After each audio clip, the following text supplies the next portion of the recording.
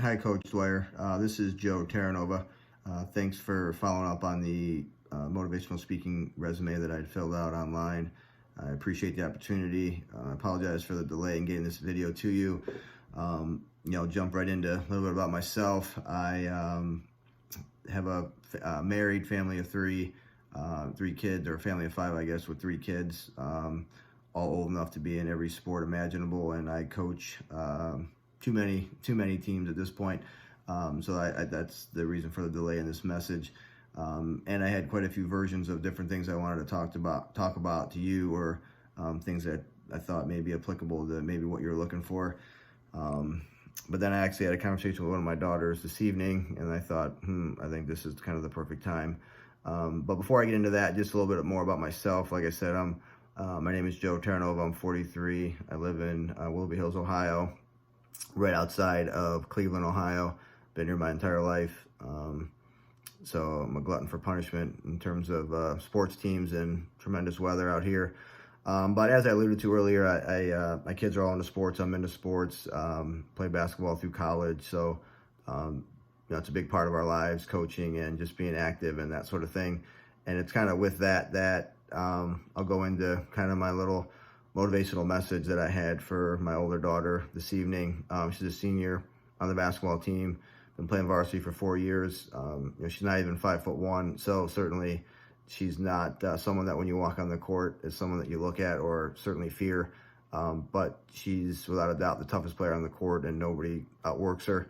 So what she lacks in size and maybe even some basketball talent, she makes up in heart. But one of the things that she struggles with is kind of standing up for herself. And so the talk this evening was just the fact of, not letting anybody run you over. If they're going to run you over, make sure that you're standing up and you're not laying down and making it easy on them. And just someone with experience, obviously being 43 versus 18, it's quite a bit easier for me to sit here and say that than her. But, I was told as a sophomore in high school to quit basketball. So I certainly wasn't someone at 5'8" and 3/4 was expected to play college basketball by any means. But certainly as a sophomore in high school, when your varsity coach tells you to quit and run track, you're certainly not on anybody's recruiting radar. So this little message that I would have, in terms of all that is just, you got to figure out what you want to do. And then once you do, you're solely responsible for that, whether that's a coach, a teacher, a boss, a parent, a sibling, whoever it is. Whether or not they believe in you, it doesn't make a difference. You have to believe in yourself and make sure that you don't let anybody stand in your way in getting that.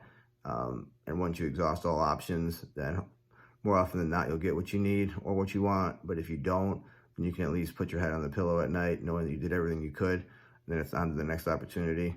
So certainly, again, this is a mini message. There's many other things that I have written or gone over, as a coach through the years, that I would love to share with you guys, given the opportunity.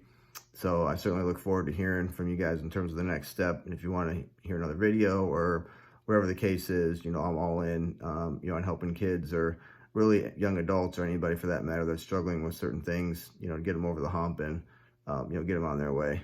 Thanks, Coach.